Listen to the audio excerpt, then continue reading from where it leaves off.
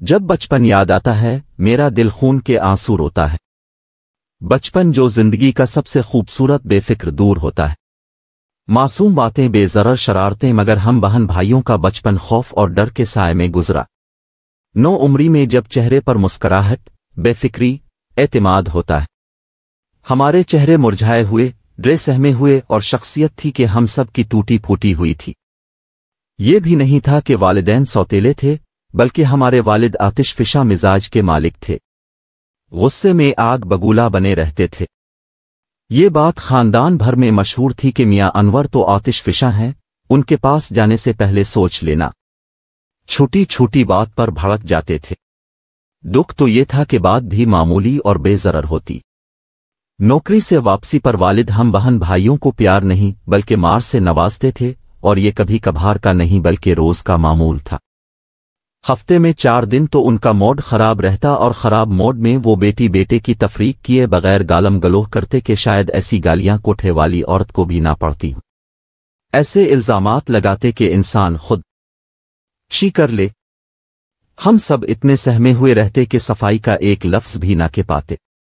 والد نے گھر کا ماحول عجب بنا رکھا تھا، ہم کو اونچی آواز میں بات کرنے کی آزادی نہیں تھی۔ فلم، گانے، باہر کی سیر و تفریح تو دور کی بات، ہم بہن بھائیوں کو ٹی وی پر ڈرامے دیکھنے کی بھی اجازت نہ تھی۔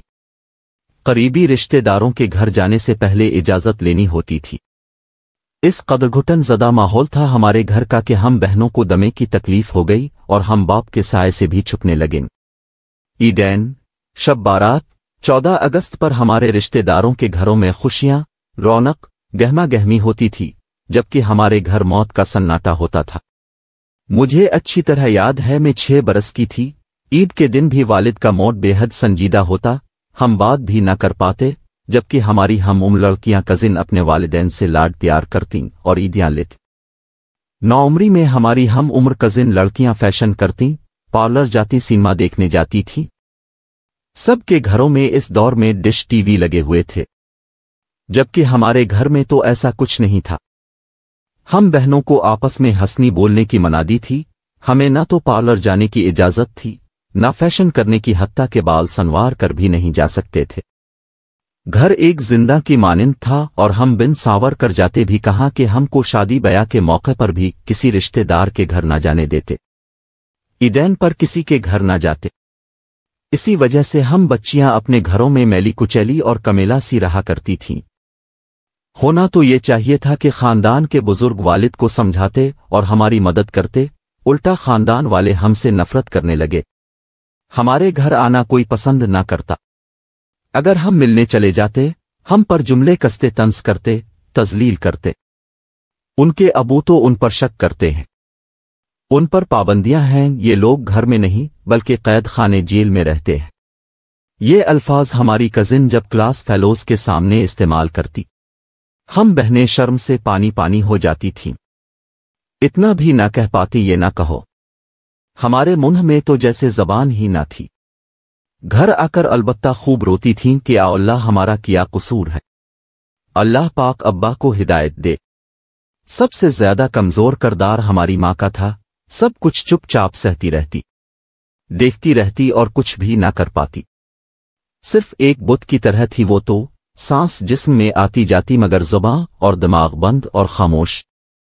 اگر کوئی مہمان ہمارے گھر رہنے آ جاتا، ہماری والدہ کی شامت آ جاتی، چاہے جتنا عمدہ کھانا پکاتی، روٹی تازہ، مگر والد کوئی نہ کوئی نقص نکال کر مہمان کے سامنے شرمندہ کر دیتے اور بعد میں کئی دن تک بیوی کو تانے دیتے۔ جان بوجھ کر خراب کھانا پکاتی ہوتا کہ میری بدنامی ہو۔ والدہ لاکھ صفائی دیتی مگر نہ مانتے بلکہ کہتے۔ اسی وجہ سے خاندان کے لوگ میرے گھر نہیں آتے، یعنی سارا قصور والدہ کا ہوتا۔ ہم کمرے میں ڈرے سہمے سب سن رہے ہوتے، اپنی والدہ کی مدد کے لیے ایک لفظ بھی باپ کے سامنے کہنے کی ہمت نہ کر پاتے۔ ستم تو یہ تھا کہ جو مہمان ہمارے گھر رہنے آتے تھے، جن کی خاطر ابا والدہ سے لڑائی کرتے تھے، ان کے گھر والدہ ہم میں سے کوئی بھی رہنے نہیں جاتا تھا۔ خدا جانے کیا مسئلہ تھا، نفسیاتی مسئلہ تھا کوئی ان کا کہ اپنے بیوی بچوں کو اذیت دے کر خوش ہوتے اور ذرا بھی احساس نہ کرتے ہمارے دل پر کیا گزرتی۔ ایک दो खानदान की औरतें आकर वालिदा के साथ हमदर्दी करते, कहते खुदा मालूम इस कदर पत्थर दिल क्यों है तुम्हारा शौहर, अपने ही बीवी बच्चों का दुश्मन बना रहता है, बीवी बच्चों का खून खुश्क कर रखा है, बच्चे जवान हो रहे हैं, इस कदर सख्ती और थकन अच्छी नहीं होती, बच्चे बागी हो जाएंगे, ऐसे माहौल के बच्चे ही तो घर से भाग जाते हैं। इस कदर खौफ ज़दा घर का माहौल बना रखा है इस आदमी ने, खुदा जाने इसका क्या मामला है। शायद सर में कोई आसेब समा गया होगा। घर का माहौल जो भी था, दाल रोटी तो चल रही थी। शायद के अब्बा का मिजाज बाहर भी ऐसा होगा कि हमारी बदबख्ती से इनकी नौकरी खत्म हो गई और वो घर बैठ गए। हमारे चंद घंटे जो सुकून से गुजरते थे वो भी खत्म हो गए।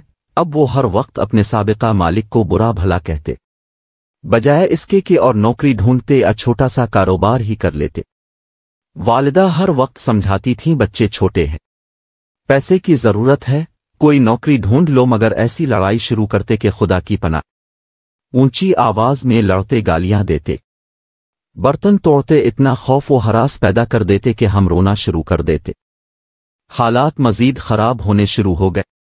वालिदा को बैठे बैठे बेहोश होने की बीमारी हो गई। उन्होंने तब भी तवज्जो ना दी, होश के नाखून न लिए, यहां तक कि घर तबाही के दहाने पर पहुंच गया।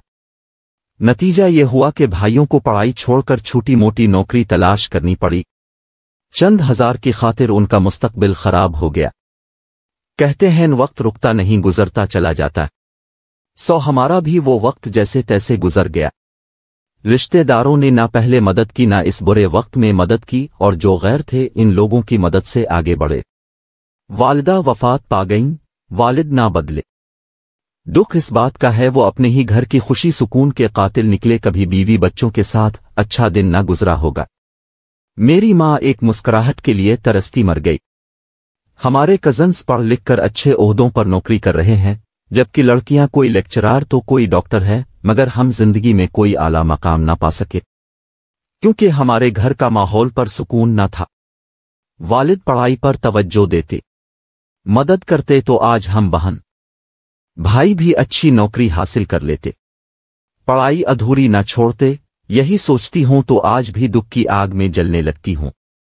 फिर भी अल्लाह का शुक्र अदा करती हूं कि हम गलत रास्तों पर नहीं गए, गलत हरकतों में नहीं पड़े। हमसाए हमारी मिसाल देते हैं कि उनका बाप तो इतना संग दिल जालिम था, बच्चे नहीं बिगड़े, माँ जो नेक थी। आज भाई कारोबार करते हैं, अच्छा गुजारा हो रहा है। हम बहनें भी शादी शुदा हो गई हैं, अपने घरों में खुश हैं, लेकिन यह ख्वाहिश दिल से नहीं जाती कि काश हम भी कुछ बन जाते। जब भी बचपन याद आता है, दिल खून के आंसू रोता है। काश वालिद ऐसे ना होते, काश रिश्तेदार ऐसे बेहिस खुद गरज ना होते। आज क्या क्या दुख सर नहीं उठाते। बचपन का जमाना जो सुनहरी होता है, अगर माँ बाप नॉर्मल इंसान ना हों या नफसियाती मरीज हों तो उन बच्चों से उनका बचपन भी रूठ जाता है। जाने ऐसे लोगों को क्यों औलाद की नेमत अता हो जाती है जो औलाद के हुकूक को नहीं समझते। खुदा करे ऐसा बाप किसी का ना हो जैसा कि हमारा था।